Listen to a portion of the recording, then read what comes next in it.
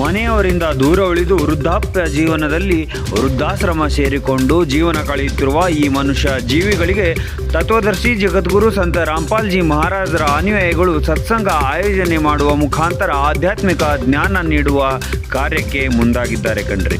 ಅಂದಹಾಗೆ ತತ್ವದರ್ಶಿ ಜಗದ್ಗುರು ಸಂತ ರಾಮ್ಪಾಲ್ಜಿ ಮಹಾರಾಜರು ಕೊಡುತ್ತಿರುವ ಮಂತ್ರಗಳಿಂದ ಸಾಕಷ್ಟು ಜನ ಆರೋಗ್ಯ ಸಮಸ್ಯೆಯಿಂದ ಹೊರಗೆ ಬಂದಿದ್ದಾರೆ, ಆರ್ಥಿಕ ಸಮಸ್ಯೆಯಿಂದ ಹೊರಗೆ ಬಂದಿದ್ದಾರೆ, ಸಾಕಷ್ಟು ಲಾಭಗಳನ್ನು ಕೂಡ ಕಂಡಿದ್ದಾರೆ.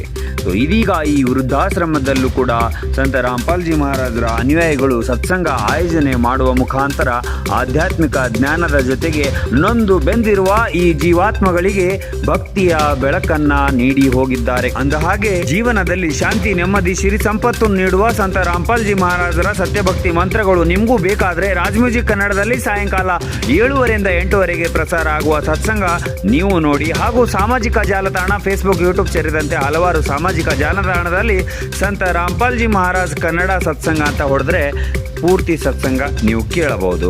ಇದರಿಂದ ಆಧ್ಯಾತ್ಮಿಕ ಜ್ಞಾನ ಪಡೆದು ನಿಮ್ಮ ಮಾನವ ಜನ್ಮ ಉದ್ಧಾರ ಮಾಡ್ಕೊಳ್ಳಿ ಅಂತ ಸಂತ ರಾಮ್ಪಾಲ್ಜಿ ಮಹಾರಾಜರು ಹಾಗೂ ಅವರ ಅನುಯಾಯಿಗಳು ಸಮಾಜಕ್ಕೆ ಸಂದೇಶ ಸಾರ್ತಿರುವ ಬಗ್ಗೆ ನಿಮ್ಮ ಮನದಾಳದ ಮಾತನ್ನ ಕಮೆಂಟ್ ಮುಖಾಂತರ ತಿಳಿಸಿ. ವೀಕ್ಷಕರೇ, ಇದೇ ರೀತಿಯ ನ್ಯೂಸ್ ಅಪ್ಡೇಟ್ಗಳಿಗಾಗಿ SA ನ್ಯೂಸ್ ಕರ್ನಾಟಕವನ್ನ ಫಾಲೋ ಮಾಡ್ಕೊಳ್ಳಿ.